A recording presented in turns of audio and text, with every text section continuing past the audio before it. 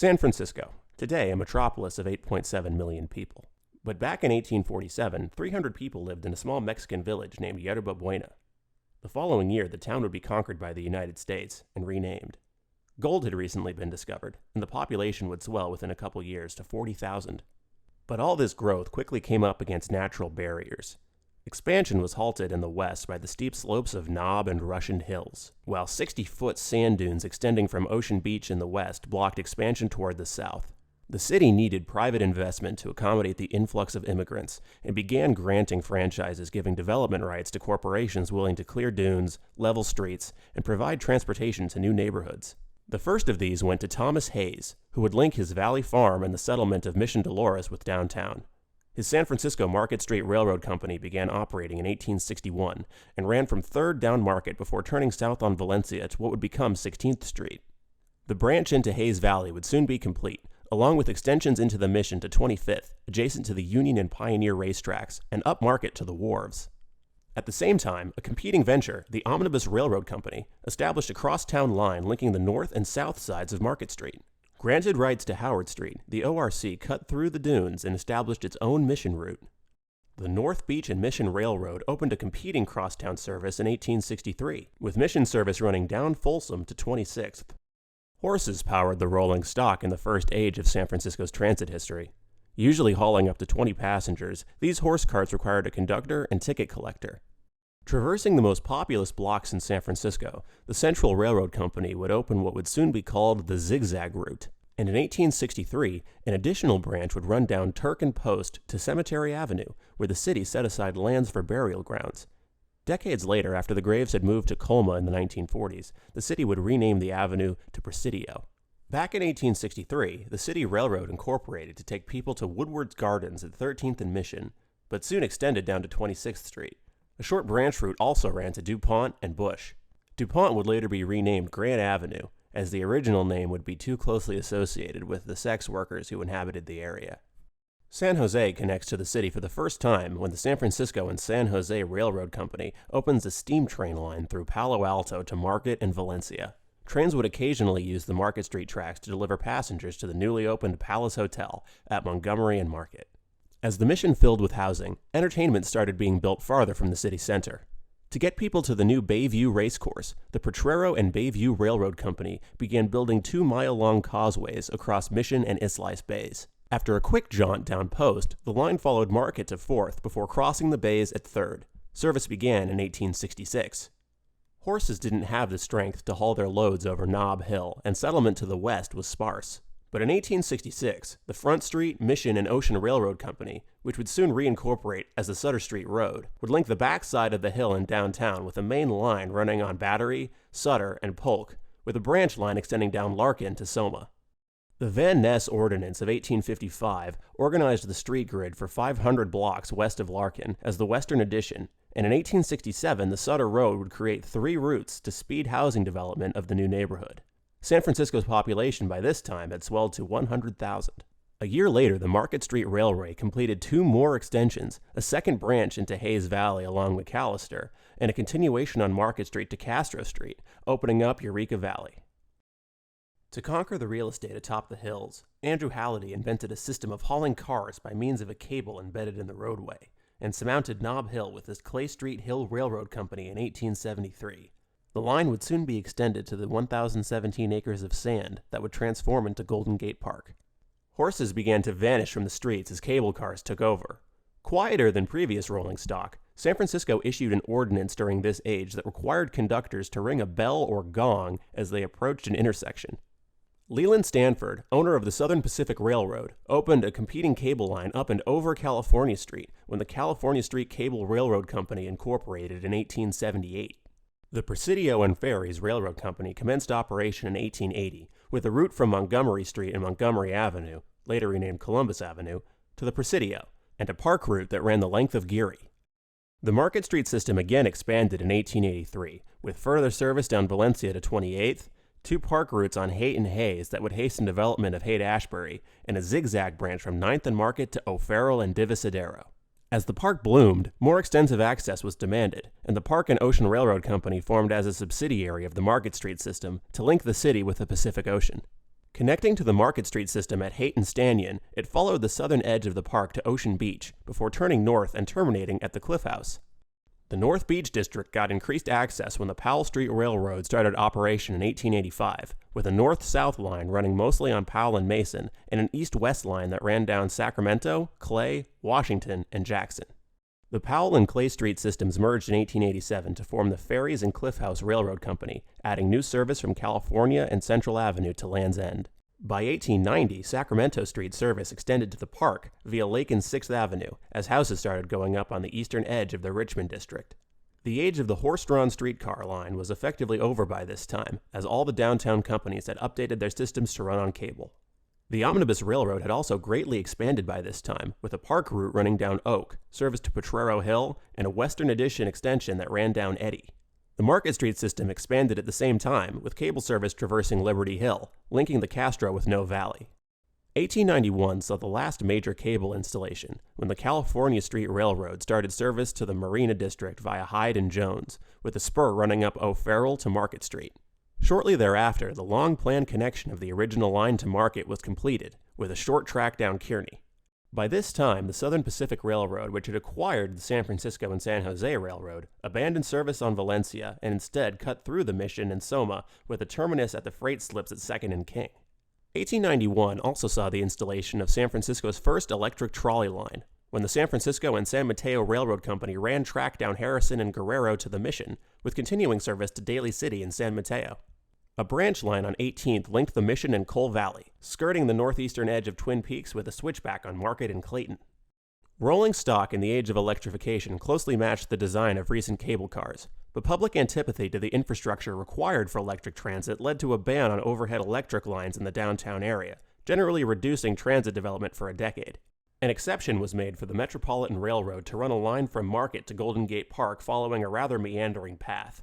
Within 2 years of operation, it would be acquired by the Market Street Railway. Fierce competition between the Market Street and Omnibus Railroad led to a hostile takeover of the latter in 1893. The North Beach, Central, City, and Potrero companies were also quickly acquired and reincorporated into the Market Street Cable Railroad. Few changes were made to the routes, and many of the inefficient zigzag lines remained in operation. 2 years later, Adolph Sutro would build a line to the Sutro Baths complex traversing the north side of the Richmond with a branch to Golden Gate Park on 8th. Never turning a profit, he quickly sold to the Sutter Street Road. A second major consolidation occurred in 1902 when Brown Brothers, a banking house in New York City, purchased the Market Street Cable Railroad along with the Sutter Street and San Mateo roads to create the United Railroads Company. At the time of consolidation, a number of extensions to the south and west were under construction, and by 1905, service along the north side of the park, as well as the southern spurs, began operation, connecting Ingleside, the Excelsior, and Bernal Heights to downtown. As the neighborhoods outside downtown grew more heavily developed, the need for crosstown service was recognized, and north-south routes on Divisadero and Fillmore, along with an east-west route on 16th, started operation. The earthquake and fire of 1906 laid waste to all transit infrastructure downtown, although service was largely restored along original routes within the year. Rail operators used the rebuilding process to make the switch from cable to electric service. Only the Castro, Powell, and Sacramento Clay routes remained cable-operated from this point. The development of rail transit had followed a similar pattern in East Bay, and by 1907 the various ventures consolidated into two systems. The Oakland Traction Company served Alameda County, with lines stretching from Albany in the north to San Lorenzo and Hayward in the south.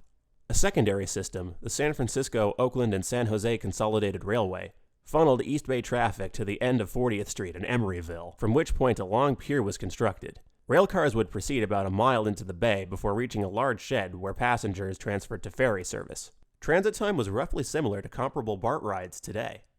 North Bay also had ferry service to the Embarcadero that connected with rail lines at Sausalito.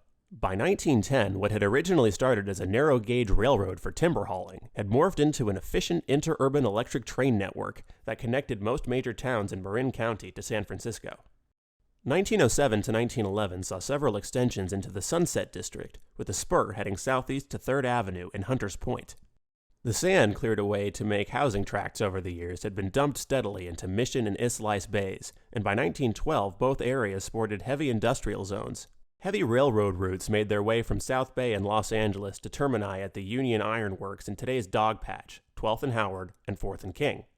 Public animosity at the exploitative practices of the United Railroads led to citizen referendums that established the first large municipal railway in the United States. The first route opened on Geary from Kearny to 33rd, and after negotiating a track-sharing deal with the United Railroads, extended to the ferries in the east and the beach in the west.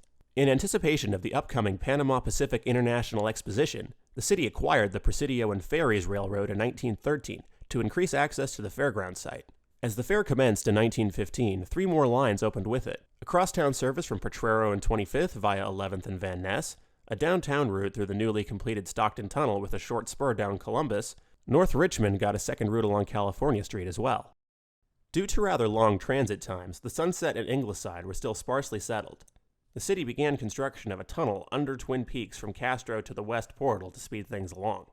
By 1919, the familiar J Church, K Ingleside, and L Taraval lines were all in operation, with service extending upmarket to the ferries.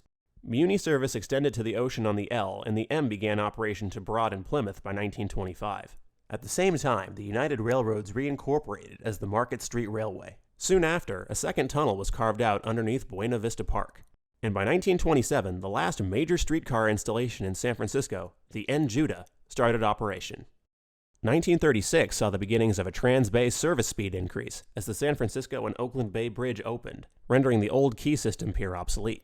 The bridge's upper deck carried car traffic in both directions, while the lower deck carried electrified commuter trains to the site of the current Trans-Bay terminal, although trains did not start running until 2 years after the bridge opened. The final phase of consolidation began with a public referendum in 1944 that led to the acquisition of the Market Street Railway by Muni. The California Street line would remain independent until 1952, when the city would purchase and combine it with the only other existing cables that ran on parts of Hyde, O'Farrell, and Jones. As the great bridges opened and more people began buying cars, urban planning changed to prioritize this new form of transit. National City Lines, a bus operator and front operation for General Motors, Firestone Tires, and the Standard Oil Company, purchased a majority of the East Bay transit companies and began dismantling the streetcar routes in favor of bus lines. The last streetcar ceased operation in 1958. The opening of the Golden Gate Bridge in 1937 had sounded the death knell of the Northwestern Pacific Interurban, and by 1941 Marin County's electric streetcar network had vanished. San Francisco also rushed to dismantle her streetcar infrastructure in order to make way for cheaper buses, and by 1956 the J, K, L, M, and N would be the only remaining electric routes serviced by streetcars. The J was saved for us by the narrow rights-of-way it had secured on the slopes of Liberty Hill, while the tunnel infrastructure that was unsuitable for bus travel would preserve the K, L, M, and N. The cables that still ran under California, Hyde, Powell, Mason, and Jones had been on the city's chopping block since 1947, but Friedel Klusman and the Citizens Committee to Save the Cable Cars would wage a 20-year battle with the city to preserve them. On October 1, 1964, Friedel would prevail as the cars, cables, rails, roundtable turnarounds, and car barns would be designated a National Historic Landmark. The city and California Department of Highways accelerated the development of automobile infrastructure as the post-war era got underway, and a comprehensive system of encircling freeways began to snake through the city. Had the plan been fully realized, Mission Street and the Panhandle would have been razed, Golden Gate Park would have been cut off from the surrounding neighborhoods, and many other neighborhoods would have been cleaved in two. A coalition of neighborhood groups repeatedly petitioned the Board of Supervisors to halt construction and were ultimately victorious in 1966. If you'd visited San Francisco before 1989, you would have seen the double-decker and Embarcadero Freeway hiding the ferry building. Muni inherited a bloated and money-losing operation when it took over the United Railroads in 1944, and can be forgiven for switching to cheaper bus-based operations. But it's fun to imagine a reality where the city had followed Chicago's example, reserving corridors for public rail transit exclusively, and instead of pushing highway infrastructure, had instead advocated for the early plans of the BART system, combining that with the existing cable and electric infrastructure as the core of an efficient and cohesive mass transit network for the Bay Area.